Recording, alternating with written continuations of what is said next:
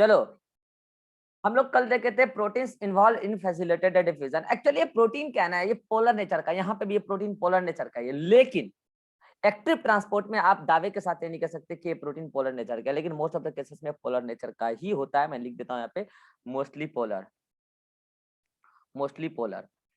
तो क्यों होता है पोलर? क्योंकि देखो यार, अगर कोई भी सब्सटेंस को हाई कंसंट्रेशन से लो कंसंट्रेशन की तरफ जाना है तो वो सिंपल डिफ्यूजन भी हो सकता है, फैसिलिटेटेड डिफ्यूजन भी हो सकता है। नॉन पोलर सिंपल डिफ्यूजन के माध्यम से चला जाता है, स्मॉल पोलर वो भी सिंपल डिफ्यूजन के माध्यम से चला जाता है, और लार्ज पोलर मॉलिक्यूल वो प्योरली फैसिलिटेटेड डिफ्यूजन के माध्यम से जाएगा, अगर उसको फैसिलिटेटेड डिफ्यूजन यानी कि पैसिव ट्रांसपोर्ट शो करना है तो। लेकिन अगर कोई मॉलिक्यूल अपने लो कंसंट्रेशन से हाई कंसंट्रेशन की तरफ जा रहा है तो ये जरूरी थोड़ी है कि वो हमेशा पोलर मॉलिक्यूल हो, ये जरूरी है क्या? नहीं, हाई से लो की तरफ अगर जाना है तो पैसिव हो गया, लो से हाई की तरफ जाना है तो एक्टिव हो गया। तो लो से हाई की तरफ जाए जरूरी थोड़ी है कि हमेशा वो पोलर मॉलिक्यूल हो। हाँ, लेकिन सेल के अंदर मोस्ट ऑफ द केसेस में जो पोलर मॉलिक्यूल होते हैं वही एक्टिव ट्रांसपोर्ट शो कर रहे होते हैं, लेकिन ये जरूरी नहीं है। ऐसे कई सारे एग्जांपल पड़े हैं जहां नॉन पोलर मॉलिक्यूल भी मूव करते हैं, ठीक है। हाँ, मेरा कहने का मतलब ये है कि जो एक्टिव ट्रांसपोर्ट में जो प्रोटीन इन्वॉल्व होता है उसको हम लोग किस नाम से जानते हैं बच्चों? हम कहते हैं उसको non age pump, non age pump. बस सिंपल वर्ड बोल रहा हूं मैं, पंप। तो आज के बाद आपके सामने जब भी एक वर्ड दिखा मिल जाए पंप, अरे मैंने कल समझाया था ना, पंप आप क्यों लगाए हो? मोटर, मोटर में पंप है ना, वो पंप है ना, क्यों लगाए हो? कि पानी यहां से नीचे से ऊपर भेजे, जो ग्रेविटी के अगेंस्ट है। अदरवाइज पानी ऊपर से नीचे आ जाती है ग्रेविटी के सपोर्ट में। लेकिन अगर आपको किसी के अगेंस्ट काम करना है, ग्रेविटी के अगेंस्ट काम करना है, तो एनर्जी देना पड़ता है, पंप। तो ये क्या है? पंप है। अब पंप के बारे में अगर कोई आपसे बोलेगा कि पंप के बारे में दो चार लाइन लिखिए, तो पहला लाइन क्या लिखेगा? It is intrinsic protein, it is intrinsic protein, it is intrinsic protein located in biological membrane, not only cell membrane, कई जगह होता है। लाइसोसोम के मेम्ब्रेन में दिखा दूंगा मैं आपको, वहां पे भी होते हैं पंप, H+ पंप बोलूंगा मैं आपको वहां पे। सार्कोलीमा में मसल में होते हैं, न्यूरीलीमा में न्यूरॉन में होते हैं, अलग अलग कई जगह आएंगे। एक्टिव ट्रांसपोर्ट तो भरे पड़े एग्जाम्पल, आप पढ़ते रहोगे अभी। तो पंप आज के बाद जब भी आपको सुनाई पड़े पंप, तो आप क्या बोलोगे? इट इज इंट्रिंसिक प्रोटीन, मतलब सेल मेम्ब्रेन में धसा हुआ होगा पूरा का पूरा। Located in biological membrane, biological membrane. अब इसमें आ गई दोनों बात, सेल मेम्ब्रेन भी आ सकती है और सेल ऑर्गेनेली की मेम्ब्रेन भी आ सकती है। And helps in active transport of molecule. अब एक्टिव ट्रांसपोर्ट को डिफाइन करने का यहाँ पे जरूरत नहीं है, वो आप समझ चुके हो। Active transport of molecule, active transport of molecule, that's is the pump. Simple बात है। रही बात भैया, इसका एक एग्जांपल नहीं है, बहुत सारा एग्जांपल है। मैं आपको दो एग्जांपल बता देता हूँ, एक तो आपके नोट्स में भी लिखा होगा, बाकी चलो यहाँ पे मेरे पास जगह नहीं है, मैं नेक्स्ट पेज पे लिख रहा हूँ एग्जांपल। स्क्रीनशॉट लो इसका जल्दी से, 1 2 3 क्लिक। अच्छा, ये सेव कैसे करते हो जी? मतलब बच्चे कैसे सेव कर सकते हैं हर्ष? बच्चे को स्क्रीनशॉट लेने का चक्कर हट जाएगा। सर वो एडिट वाला बटन दिख रहा है ना पेन का, दिखा दो ये वो टैब, एडिट वाला बटन। ये से वो पेंसिल वाला जो छोटा सा पेंसिल टाइप का दिखता है, स्क्रीन शेयर करते हैं आप तो अच्छा हाँ, उस उसमें पे लास्ट क्लिक में करेंगे। सेव का ऑप्शन आ रहा है। हाँ, ये से उस पे क्लिक करिएगा तो वो जो व्हाइट बोर्ड है ना वो तो सेव सेव हो होगा, जाएगा। आपका तो फिर फिर सेव तुम्हारा नहीं होगा। डिलीट कैसे हो गया था? वो हम सर वो मेरे मोबाइल में पूरा स्टोरेज पूरा फुल हो गया था, तो तो हम उसके साफ कर चक्कर रहे में थे डिलीट हुआ स्टोरेज। था या फिर अपने आप ऐसे सेटिंग से डिलीट हो गया था?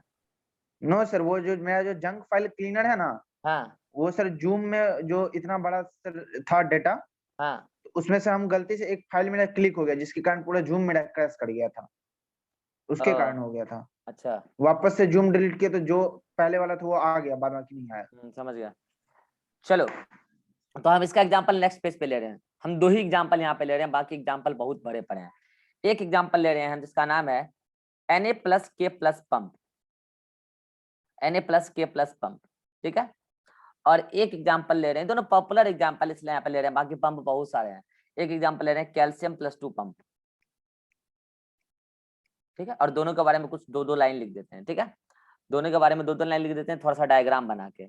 डायग्राम नीचे बना देंगे, पहले इसके बारे में 2 लाइन लिख देते हैं। क्या? Located in neurilemma of neuron neurilemma के ब्रैकेट में तुम चाहो तो लिख सकते हो, न्यूडी लीमा के ब्रैकेट में चाहो तो तुम लिख सकते हो membrane of neuron, cell membrane of neuron, बस। ठीक है, और इसका काम भी यहाँ पे लिख देता हूं मैं। काम क्या है? हेल्प्स इन ऐसे लिख दो, हाँ ऐसे लिख दो, helps in movement of 3Na plus outside 3Na plus outward बोलो, मतलब बाहर चला जाता है, एंड 2K प्लस इनवर्ड। अब ये ऐसा कैसे होता है, ये सब बात आपको वहां पे समझ में आएगा। Against concentration gradient of Na plus ion and K plus ion, इसको अभी मैं डायग्राम से भी समझा दूंगा। चलिए इसमें लिख लीजिए, क्या इसमें आप लिख लीजिएगा, लोकेटेड इन सार्कोलीमा, ऐसे सार्कोलीमा नहीं, सार्कोप्लाज्मिक रेटिकुलम, लोकेटेड इन ऐसे sarcoplasmic reticulum, located in membrane of sarcoplasmic reticulum. और इसके ब्रैकेट में आप लिख सकते हैं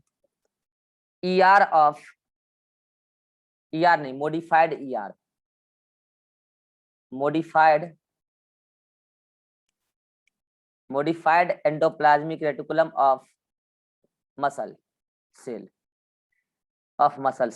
बाकी मसल कॉन्ट्रैक्शन में भी आपको हम समझा देंगे बात। ठीक है, रही बात कि ये काम क्या करता है, तो इसमें आप लिखेंगे helps in back of calcium ion from मायोफैब्रिल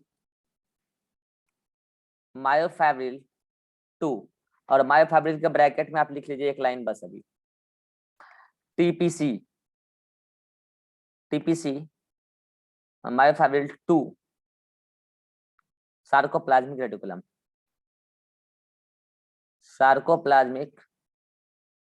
reticulum against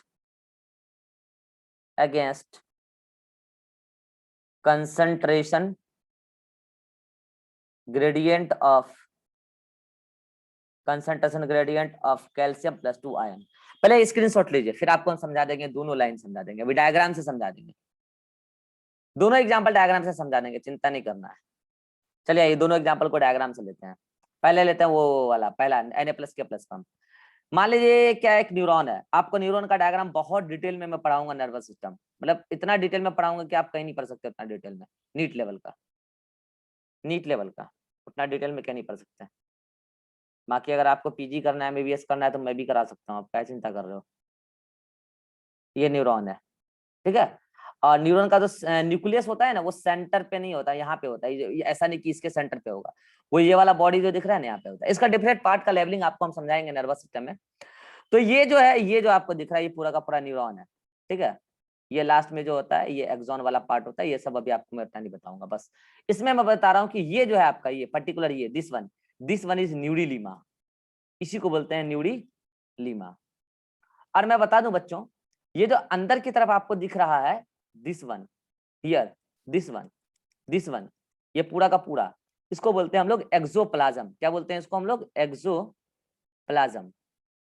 actually में न्यूरॉन का साइटोप्लाज्म है, एक तरीके से ये बोलो, एक्सोप्लाज्म कहते हैं, ठीक है। और ये जो बाहर आपको दिख रहा है हियर, दिस वन, इसको बोलते हैं एक्स्ट्रा सेलुलर फ्लूइड। इसको क्या बोलते हैं? एक्स्ट्रा सेलुलर फ्लूइड, मतलब कि ECF। ECF extra cellular fluid. अब मैं बच्चों आपको एक फैक्ट बताता हूँ, एक्सोप्लाज्म के अंदर जो ये एक्सोप्लाज्म है, यहाँ पर Na+ आयन कम होता है और यहाँ पर K+ आयन ज्यादा होता है। यह एक फैक्ट है। ऐसा कैसे होता है, इसका कारण मैं आपको बताऊंगा और मैं दावे के साथ कहता हूँ 100 टीचर अगर नर्वस सिस्टम पर आते हैं तो 100 में केवल 2 टीचर इसका रीजन बताते हैं। मैं बताऊंगा, उस 2 में से मैं बताऊंगा कि ये Na+ अंदर क्यों कम होता है और Q+ ज्यादा क्यों होता है और इसका कारण क्या है और ये कैसे मेंटेन होता है। आप चिंता मत करो, बस अभी याद कर लो, क्योंकि अभी हम नर्वस सिस्टम थोड़ी पढ़ रहे हैं, तो हम एग्जांपल देखेंगे पंप का। तो ये Na+ अंदर में मतलब कि एक्सोप्लाज्म में कम होता है। अच्छा, इस पर्टिकुलर एक्सोप्लाज्म को आप इंट्रासेल्युलर फ्लूइड भी कह सकते हो, ICF, क्योंकि अंदर है ना, तो इंट्रासेल्युलर फ्लूइड भी आप कह सकते हो, नो प्रॉब्लम। और इसको एक्स्ट्रासेल्युलर फ्लूइड तो आप कह ही रहे हो, बाहर जो है उसको एक्स्ट्रासेल्युलर फ्लूइड। तो मैंने क्या बोला कि अंदर में Na+ कम और K+ आयन ज्यादा होता है, अभी आप याद रखो फिलहाल क्यों होता है, वो कारण बताएंगे नर्वस सिस्टम में। और बाहर जो होता है एक्स्ट्रासेल्युलर फ्लूइड, उसमें Na+ आयन ज्यादा होता है और K+ आयन कम होता है। ठीक है, तो ये बात तो अभी आप फिलहाल क्या कर लो, याद रख लो। तो चलो, अब मुझे बताएगा शिवानंद, मैं यदि बोलता हूं कि Na+ का ग्रेडियंट और मैं एक वर्ड अगर यूज करता हूं कि K+ का ग्रेडियंट का मतलब समझते होगे डिफरेंस, तो मुझे बताओ, तुम्हें बताना कहां से कहां तक ग्रेडियंट है Na+ का और कहां से कहां तक ग्रेडियंट K+ का। बताओ Na+ का ग्रेडियंट कहां से कहां है, ECF to ICF या ICF to ECF, जल्दी। सर Na+ का सर होगा ICF टू नीचे सर, और जिसका ज्यादा अरे होगा सर पागल, K+ ज्यादा का उसका। जहां ज्यादा है वहां से कम की तरफ बताते हैं ग्रेडियंट का मतलब होता है डिफरेंस बच्चे, ग्रेडियंट का मतलब होता है डिफरेंस, समझ में आ रहा है। तो ज्यादा कहाँ है, ECF में ना है, तो ECF माइनस क्या, ICF, यानी कि ECF में कंसंट्रेशन ऑफ Na+। और जैसे इसको आप मोर करके कैसे लिख सकते हो पता है, ऐसे, इसका मतलब पता है ना, केमिस्ट्री में पढ़ते होगे, इसका मतलब क्या होता है कंसंट्रेशन। इस टर्म को पकड़ लो, मतलब इस रिप्रेजेंटेशन को पकड़ लो, इसका मतलब क्या होता है कंसंट्रेशन। और जहां पर कंसंट्रेशन है वो उसको नीचे दिखाते हैं। जैसे ये मान लो क्या है ECF, तो ECF में कंसंट्रेशन किसका, Na+ का। समझ में आया रिप्रेजेंटेशन शिवानंद। इसका मतलब क्या है कि ECF में जो कंसंट्रेशन है उसको माइनस कीजिए किस चीज से, Na+ के ही कंसंट्रेशन से। कहां पर, ICF में। कहां पर, ICF में। तो जो डिफरेंस आया वही डिफरेंस क्या Na+ का ग्रेडियंट है। बोलो समझ में आया, बोलो बोलो। Yes sir. ऐसे बताओ इसका K+ का ग्रेडियंट बताओ, कहां से कहां लिखेंगे। ICF minus ECF sir. हाँ, क्योंकि ICF में ज्यादा है, हमको डिफरेंस निकालना है। तो ICF yes intracellular fluid, full form जान लो, इंट्रासेल्युलर फ्लूइड, यहाँ एक्स्ट्रा है ना, यहाँ एक्स्ट्रा है ना, तो यहाँ इंट्रा है। इंट्रासेल्युलर फ्लूइड माइनस K+ का कंसंट्रेशन एट कहाँ, एक्स्ट्रा सेल्युलर फ्लूइड। तो ये तो ग्रेडियंट है। अब अगर एक्टिव ट्रांसपोर्ट कराना है तो एक्टिव ट्रांसपोर्ट तो क्या होता है, अगेंस्ट द कंसंट्रेशन ग्रेडियंट होता है। तो इसके लिए क्या चाहिए, पंप चाहिए। अब वही पंप अब आपको हम दिखाने जा रहे हैं। ये देखिए पंप है, ये क्या है आपका पंप है। इस पंप में होता क्या है, इधर की तरफ देखो 2 साइड आपको दिख रहा होगा, एक साइड 2 साइड, और इधर की तरफ आपको 3 साइड दिख रहा होगा, एक साइड 2 साइड 3 साइड, ठीक है। और ये जो पूरा पूरा दिख रहा है आपको, ये पूरा ऐसे होता है, दिस वन। मैंने कहा था आपको पंप इस टाइप का होता है, ये देखो ये पंप है। अब देखना ये क्या करेगा, देखना ये क्या करेगा, ये पंप है, ठीक है, पूरा का पूरा ये पंप है, ये पूरा का पूरा क्या है, पंप है। और इस पंप का हम नाम क्या बता रहे हैं, इस पंप का हम नाम क्या बता रहे हैं, इस पंप का नाम है Na+ K+ पंप। इस पंप का नाम है Na+ K+ पंप। उसमें मैं ये साइट को भी रिप्रेजेंट कर दूं जरा जल्दी से। ये साइट, दिस वन और दिस वन, ये तीनों साइट क्या है, जल्दी से बोलो, Na+ बाइंडिंग साइट है, Na+ बाइंडिंग साइट है, okay.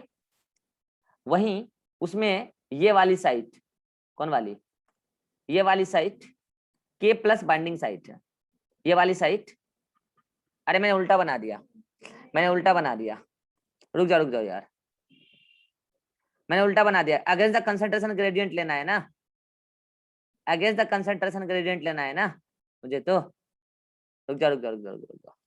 Against the concentration gradient लेना है तो अंदर से 3 सोडियम बाइंड होगा तब ना उसको बाहर फेंकना है, 1 2 3, ठीक है, और इधर 2 पोटेशियम जाके बाइंड होगा तो बाहर की तरफ पोटेशियम बाइंडिंग साइट होगा, ठीक है, ये पूरा ऐसे भर देना, ठीक है। चलो अब दिखाते हैं उसमें ये क्या है तुम्हारा, ये 2 को जो साइड दिख रहा है बाहर की तरफ, ये है potassium binding site, potassium ion binding site, और जो ये अंदर की तरफ तुमको दिख रहा है 3 go, this one is sodium binding site, Na+ binding site, ठीक है। तो बाइंडिंग साइट ही इस तरीके से है पंप में कि अगेंस्ट द कंसंट्रेशन ग्रेडियंट उसको फेंक सकता है। अब देखना क्या होगा जब करना होता है क्या, ये concentration against the concentration gradient फेंकना होता है Na+ को, तो Na+ इधर कम है तो जितना गो है उतना ही वो 3 गो यहाँ से बाइंड होता है, और 3 गो Na+ बाइंड होने के बाद 3 Na+ इधर मूव करके आ जाता है। लेकिन जब ये 3 Na+ इधर मूव करके आएगा कब, जब ये समझो ऐसे है ना, ये ऐसे है ना, मतलब उधर बाइंड किया और ये इधर बाइंड किया, तो इसके अंदर एटीपी को यूज करके कन्फर्मेशनल चेंज आता है, और इस प्रकार का कन्फर्मेशनल चेंज आता है कि ये 3 को जो है, मतलब कि कन्फर्मेशन चेंज मैं आपको बताऊं कैसे, यूं मानो जो इधर है, मेरा ये हाथ देखो, इधर देखो, ये वाला ए वाला एक साइड हुआ, एक इधर वाला ये वाला साइड हुआ, ठीक है। अब मैंने क्या किया, इधर से कुछ बाइंड किया और इधर भी कुछ बाइंड किया, अब मैं क्या करूंगा, ऐसा मतलब इसको कन्फर्मेशन चेंज करूंगा, ऐसे करूंगा तो उधर वाला साइड इधर आया, फिर अब उधर वाला इधर आया ना, अब नीचे वाला खोलूंगा ऐसे तो वो नीचे गिर जाएगा और नीचे वाला ऊपर चला जाएगा। इस टाइप का कन्फर्मेशनल चेंज होता है, और इस टाइप के ही कन्फर्मेशनल चेंज के लिए ये Na+ के प्लस पंप जो है एनर्जी डिमांड करता है कि हमको एनर्जी चाहिए, तो वो एनर्जी कहाँ से आता है, एटीपी के ब्रेकडाउन से आता है, मतलब एटीपी यूज करता है एक्टिव ट्रांसपोर्ट के लिए। तो यहाँ पे क्या होगा, इधर से 3 Na+ बाइंड करेगा, तो अभी मैंने सिखाया ना कन्फर्मेशनल चेंज, तो इधर से 3 Na+ बाइंड किया क्योंकि बाइंडिंग साइड इधर 3 गो Na+ का, तो Na+ अंदर से बाहर चला जाएगा, एरो आप देख रहे हो अंदर से बाहर 3 Na+, उसी दौरान 2 K+ भी इधर बाइंड किया था, तो जब कन्फर्मेशनल चेंज हुआ इधर से उधर गया तो फिर वो कन्फर्मेशन फिर नॉर्मल हो गया ऐसे, तब तक मैं इधर से जो 2 K+ बाइंड किया था वो 2 K+ अंदर आ जाएगा। अब बताओ 3 Na+ जो बाहर गया है ये क्यों गया, क्योंकि बाइंडिंग साइट ही 3 था, 2 K+ अंदर आया है। अब इस दौरान आप देखिए कि ऑलरेडी बाहर सोडियम ज्यादा था, यहाँ देखिए ना ऑलरेडी बाहर सोडियम ज्यादा था, फिर भी बाहर ही फेंका 3 सोडियम, तो ये तो अगेंस्ट द कंसंट्रेशन ग्रेडियंट हो गया ना। और 2 K+ अंदर आया, K+ अंदर ऑलरेडी ज्यादा था फिर भी अंदर फेंका गया है, तो ये तो अगेंस्ट द कंसंट्रेशन ग्रेडियंट हो गया ना। This is active transport. बोलो Na+ K+ पंप कैसे एक्टिव ट्रांसपोर्ट शो करता है, आई थिंक सभी को क्लियर है, यस और नो, हाथ खड़ा करो। शिवानंद,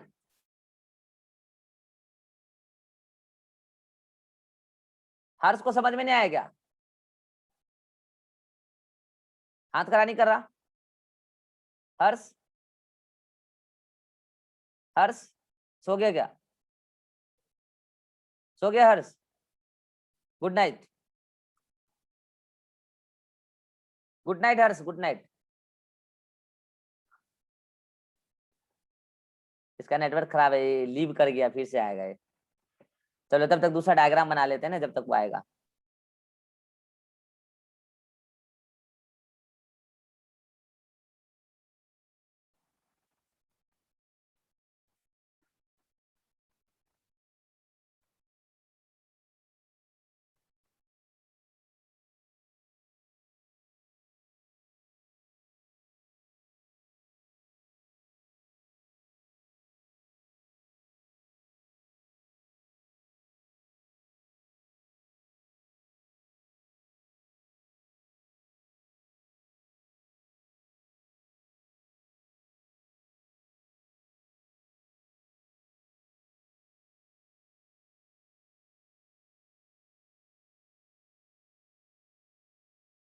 आ गया हर्ष,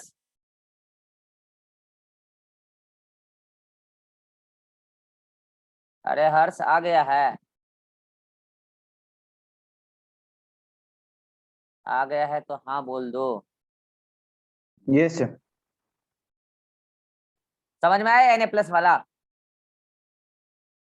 लास्ट टाइम सर वो बस ये आखिरी होल्डर जो था उस वहीं पे थे, जो क्या एंजाइम जहाँ पे वो होता है Na+ जहाँ पे स्टॉक होता है उसके बाद किक आउट हो गया मैं। अरे यार फैन बंद करो, मैं जल्दी से एक बार रिपीट कर देता हूँ, सुन लो जल्दी से, बाकी को समझ में आ गया है ना। ये एक्स्ट्रा सेलुलर फ्लूइड है, इंट्रा सेलुलर फ्लूइड है, यहाँ Na प्लस कम होता है, K प्लस ज्यादा होता है, यहाँ Na प्लस ज्यादा और K प्लस कम होता है। ग्रेडियंट मैंने समझा दिया। अब हुआ क्या कि यहाँ पे 3 Na प्लस बाइंडिंग साइट है, 3 Na प्लस बाइंड किया, यहाँ पे 2 K प्लस बाइंडिंग साइट है, 2 K प्लस बाइंड किया। कन्फर्मेशनल चेंज कुछ इस प्रकार से होता है। इधर जो मॉलिक्यूल बाइंड किया वो इस प्रकार एटीपी को यूज करके, एटीपी यूज होगा तो ये पूरा का पूरा जो मेरा हाथ है ये Na plus K plus pump है, इसमें कन्फर्मेशन चेंज आएगा। मान लो इधर से 3 K प्लस बाइंड किया, 3 Na प्लस बाइंड किया और इधर से इस साइड से 2 Na प्लस बाइंड किया है, तो होगा क्या कन्फर्मेशन चेंज होगा तो ऐसे होगा। पहले इधर से बाइंड किया ना तो ऐसे होगा, इस टाइप से। ये इधर गिर गया तो इधर जो बाइंड किया था अब वो भी कन्फर्मेशन, जब ये इधर आया तो ये नॉर्मल फिर कन्फर्मेशन चेंज होगा ना नॉर्मल शेप को गेन करने के लिए। तो फिर जब ऐसे होगा तो इधर जो K प्लस बाइंड किया था उसी टाइम बाइंड कर जाएगा और बाइंड करके वो इधर आ जाएगा। मतलब इसी को बोलते हैं कन्फर्मेशनल चेंज, इसी को। तो कन्फर्मेशन चेंज होने के साथ क्या होगा, 3K प्लस अंदर, 2K प्लस अंदर आ जाएगा, 3 Na प्लस बाहर चल जाएगा। ये अगेंस्ट द कंसंट्रेशन ग्रेडियंट हुआ। बोलो समझ में आया?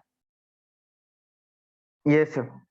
अब इधर आ जाओ, ये क्या है, ये पूरा का पूरा एक स्केलेटल मसल फाइबर है। इसका डायग्राम अभी आपको समझ में नहीं आएगा, बस अभी आप याद रख लो कि उसमें ये वाली क्या है, ये ब्लू वाली स्ट्रक्चर क्या है, सार्कोलीमा है।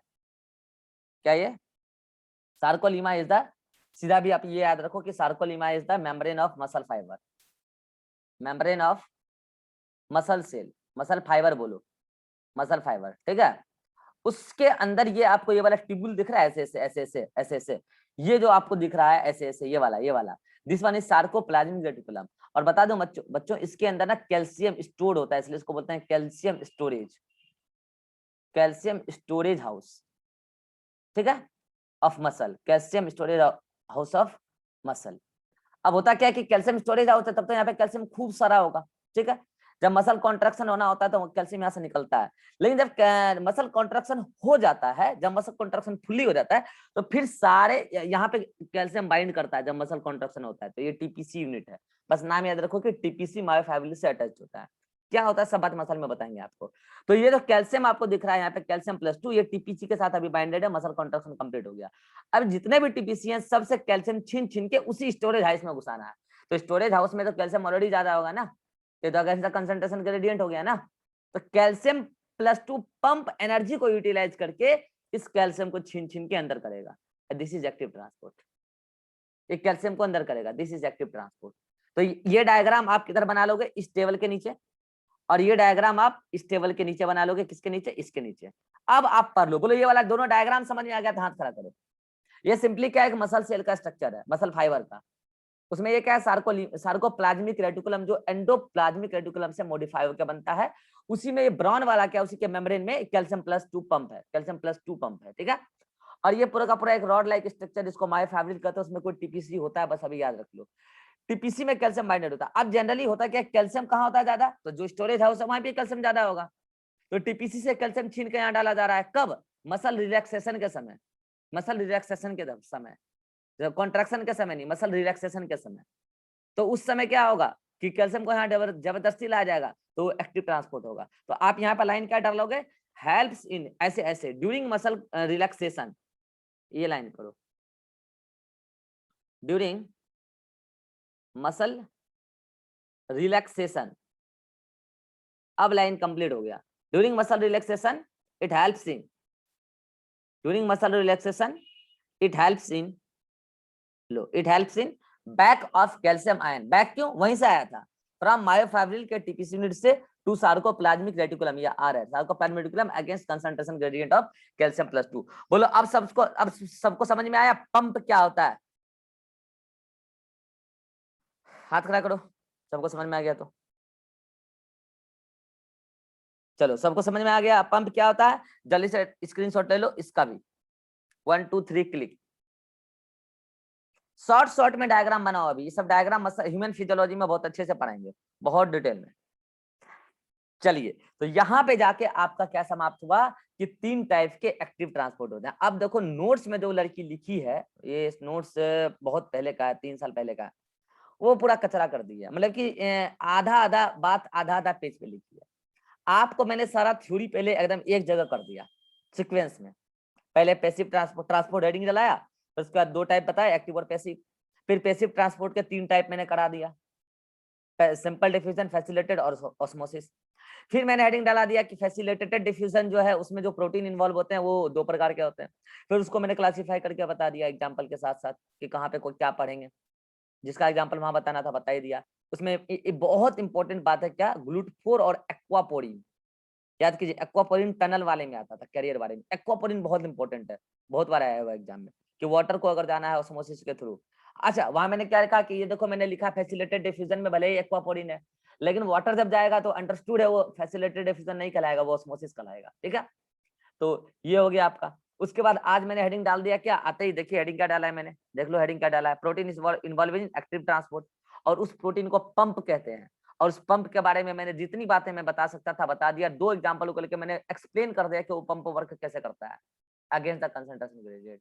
यहाँ पे वो कैल्शियम पंप वैसे ही काम करता है जैसे यहाँ पे काम करता है। तो कहीं पे तो आपको क्या दिख रहा है, कहीं पे आपको क्या दिख रहा है कि एक ही पंप से 2 टाइप के आयन मूव कर रहे हैं। कहीं पे एक पंप से एक टाइप के तो होते हैं, ऐसे बहुत सारे पंप होते हैं। ठीक है, पहले जब स्टेट पीएमटी एग्जाम होता था ना तो पंप एक अलग से टॉपिक पढ़ाया जाता था बहुत डिटेल में। तो अब उतना डिटेल में पंप आता नहीं है, पूरी बायोलॉजी में पढ़ते जाएंगे, जितना जिसको जहां आना है वो आ जाएगा।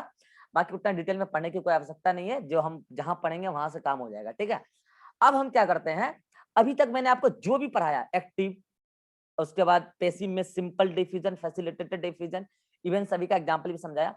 इन सभी को अब मैं एक डायग्राम में लपेटने जा रहा हूं, एक सेल मेम्ब्रेन को दिखाकर एक सेल मेम्ब्रेन के डायग्राम में लपेट लूंगा। लेकिन इसको लपेटने के लिए हमारे पास समय है अभी 10 मिनट। यस, हो जाएगा, 10 मिनट में हो जाएगा। बस आप क्या करना कि जो मैंने पहले पढ़ाया है उसको बस आप देखते चलना, हम डायग्राम बनाते जाएंगे आपके सामने ही। ठीक है, हमारे पास 10 मिनट समय है, मैं कोशिश करूंगा 10 मिनट में ये हो जाए। चलिए, मैं सबसे पहले क्या ले रहा हूँ, सेल मेम्ब्रेन, मतलब एक कंप्लीट डायग्राम मैं बना रहा हूँ। ठीक है, लू या नहीं लू, 10 मिनट में अगर नहीं होगा तो 1 मिनट के लिए भी अटकेगा तो मेरा डायग्राम बर्बाद हो जाएगा। लू या नहीं लू, नहीं लेते यार, रिस्क लेना बेकार है, नहीं लेते, छोड़, अगली मीटिंग में डायग्राम बनाते हैं। तो आप क्या करो, यहाँ तक अब सब कुछ पढ़ लो, ये एक्टिव ट्रांसपोर्ट की सारी बातें आप पढ़ लेना, फिर नई मीटिंग में मिलते हैं हम। ठीक है, नहीं तो रिस्क लेने से फायदा नहीं है, नई मीटिंग में मिलते हैं।